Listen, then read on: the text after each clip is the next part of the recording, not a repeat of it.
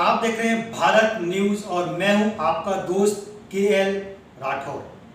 दोस्तों कहते हैं ना, परिवर्तन लाने के लिए लाखों लोगों की जरूरत नहीं पड़ती, एक साधारण सा व्यक्ति भी जीवन में और देश दुनिया में परिवर्तन ला सकता है। हो गई है पीर पर्वत सी पिघलनी चाहिए, इस हिमालय से कोई गंगा निकलनी चाहिए। ये जो लाइनें हैं, ये लाइनें दर्शाती हैं कि कभी भी कुछ भी हो सकता है।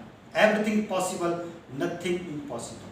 दोस्तों आज हमारे साथ भारत के अंदर युवाओं के लिए और देश प्रेम के लिए अलग जगाने वाले व्यक्ति नरेश राम जी मौजूद हैं। पहले तो उनका स्वागत करते हैं। सर, भारत न्यूज पे आपका हार्दिक स्वागत है। नमस्कार। नमस्कार सर। सर, जिस तरीके से हमें पता है कि आपने पूरे देश भर में घूम घूम के अलग अलग राज्यों में युवाओं के लिए, युवतियों के लिए बहुत से काम किए हैं, किस तरीके की जर्नी रही और किस तरीके से आपने युवाओं के लिए काम करना शुरू किया? जी, पहला जब हमने जो सोशल सर्विस करना चाहते हैं, पहला हमको कल्चर को अंडरस्टैंड करना पड़ता है, पहले सीखना पड़ेगा। तो उसके लिए आपको ज़्यादा ट्रैवल करना चाहिए। तो वैसे मैं तमिलनाडु की है, सो मैंने वहाँ पे स्टार्ट किया है।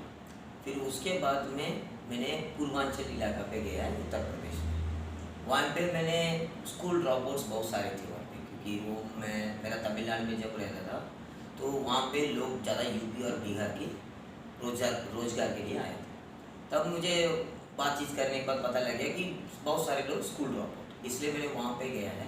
बहुत सारे लोगों के और जो ऑनलाइन एजुकेशन की काम किया है, फिर उसके बाद उन लोगों को ग्रेजुएशन ऑनलाइन डिग्री का किया, वो सब काम किया है। फिर उसके बाद मैंने राजस्थान भी कुछ दिन था, वहाँ पे भी थोड़ा सोशल सर्विस कर रहा था। फिर जम्मू में भी था, फिर अभी तो नागालैंड में पहुँचा। जैसे कि आपने बताया कि आपने उत्तर प्रदेश, बिहार, राजस्थान और आज वर्तमान में आप नागालैंड में काम कर रहे हैं। सर, जिस तरीके से हिंदुस्तान की आबादी है, जो हिंदुस्तान का यूथ है, वो ज़्यादातर गवर्नमेंट्स जॉब्स के लिए अप्लाई करना चाहता है, क्योंकि हम किसी भी यूथ से बात करते हैं तो they are interested to getting a government job. आपने उनके अंदर स्किल डेवलपमेंट को लेकर के भी कुछ काम किया है, जिससे कि वो स्वरोजगार, क्योंकि मोदी जी का नारा भी है लोकल फॉर वोकल।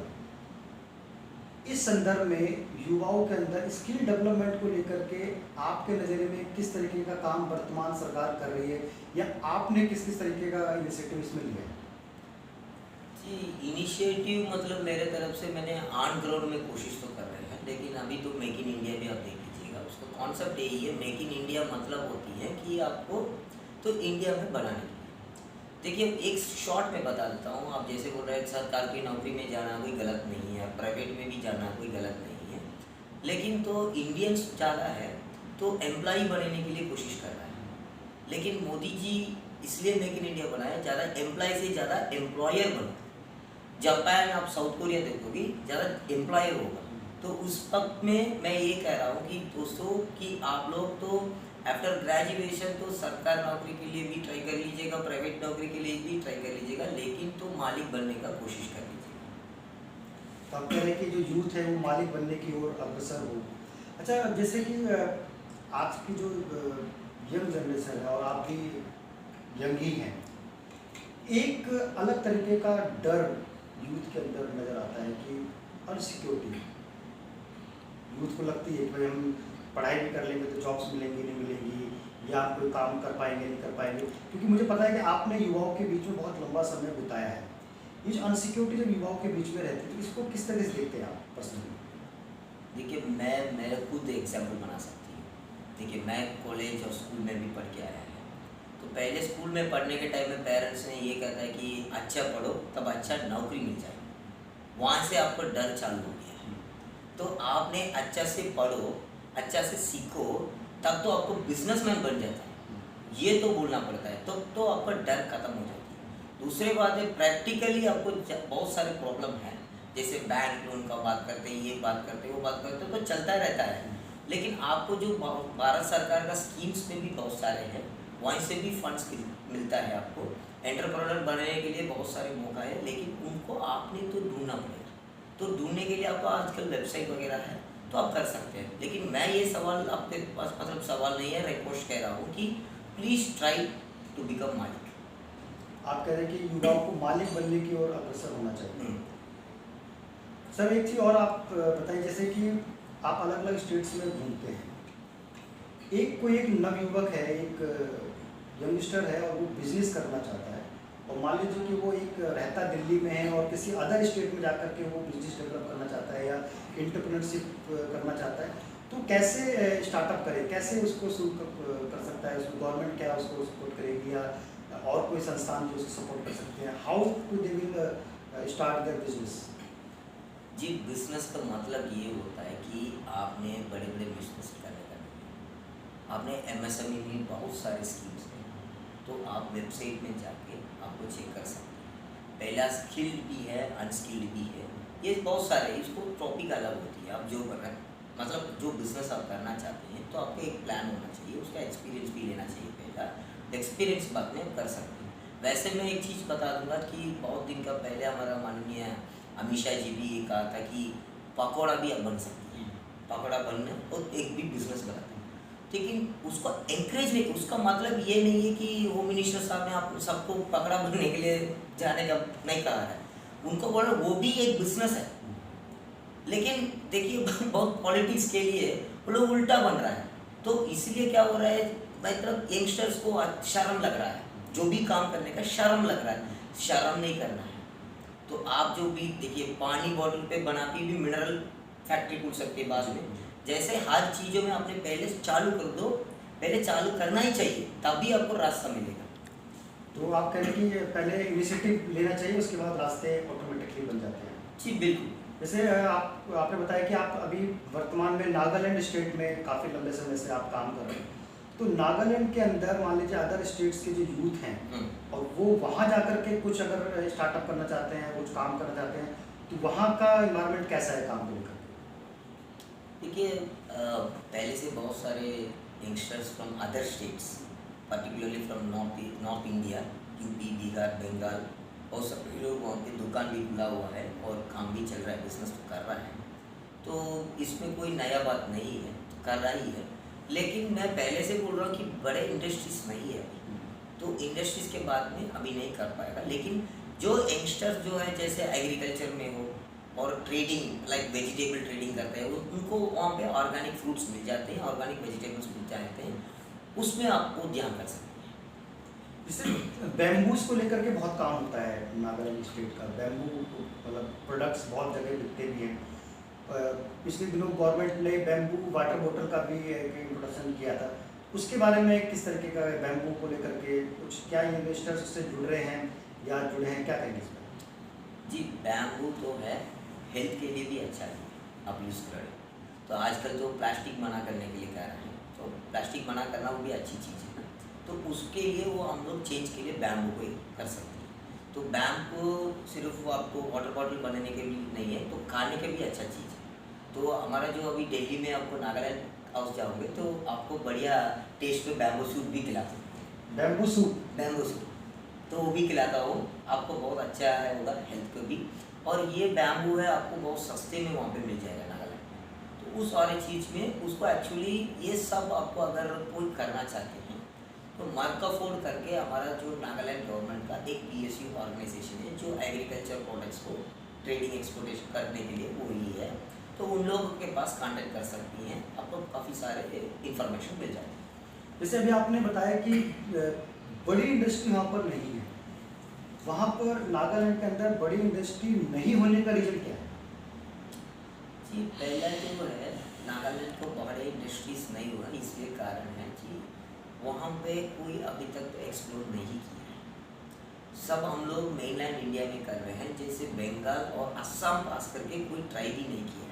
इसका कारण ये है कि वहाँ पे करने के लिए क्या है ये तो जनता को पहले पता होना चाहिए, तभी उसमें जो बिजनेस कर रहे हैं उन लोगों को उसमें आके मतलब एक्सप्लोर कर सकती है ना।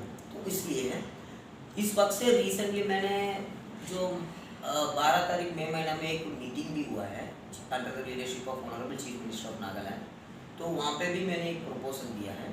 तो उस प्रपोजल लेके हम लोग अभी रिसेंटली 2-3 दिन पहले एक कॉन्क्लेव भी नागालैंड सरकार ने किया था। उसमें सब एंटरप्रेन्योर्स को भी बुलाया है, सब बैंकिंग को भी बुलाया है, ये सब तो कराया है। तो वैसे कॉन्क्लेव को आप अटेंड करने से आपको पता लग जाता है। जैसे ये तो वो है कि जो लोग कॉन्क्लेव को अटेंड करेंगे उन लोगों को पता चल जाएगा। आपने 7-8 साल नागालैंड स्टेट में गुजारे हैं, आपको क्या लगता है कि अगर कोई बड़ा इन्वेस्टर है जो कि बिजनेस करना चाहता है, उसके वो किस तरीके का है और क्या स्कोप है उसके लिए बड़े इन्वेस्टर में?